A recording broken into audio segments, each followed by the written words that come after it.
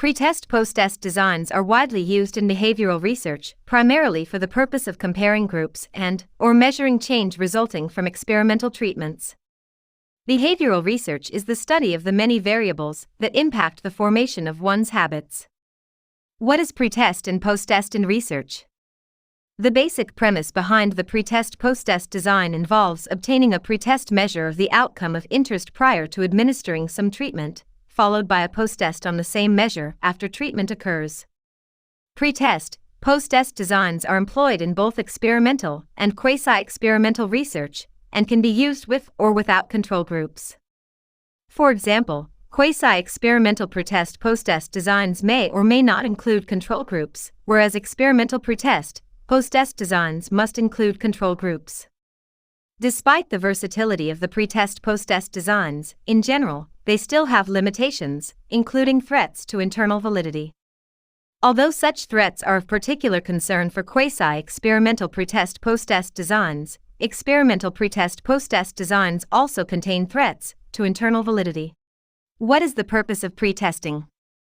Pretesting is the stage in survey research when survey questions and questionnaires are tested on members of target population or study population to evaluate the reliability and validity of the survey instruments prior to their final distribution.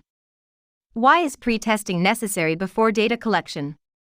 Pretesting provides an opportunity to make revisions to study materials and data collection procedures to ensure that appropriate questions are being asked and that questions do not make respondents uncomfortable or confused because they combine two or more important issues in a single question.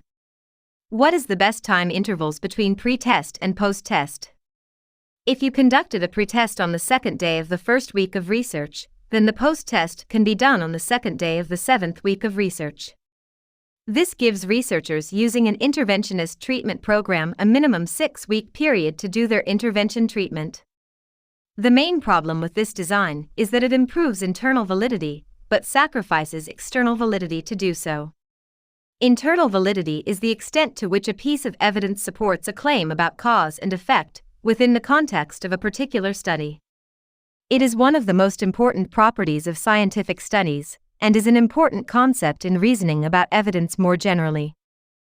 External validity is the validity of applying the conclusions of a scientific study outside the context of that study.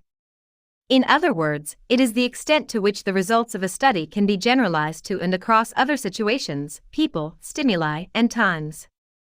There is no way of judging whether the process of pre-testing actually influenced the results, because there is no baseline measurement against groups that remained completely untreated. Thank you for watching. Visit EnglishWizardOnline.com for more educational materials. Don't forget to give this video a like and subscribe for more video tutorials.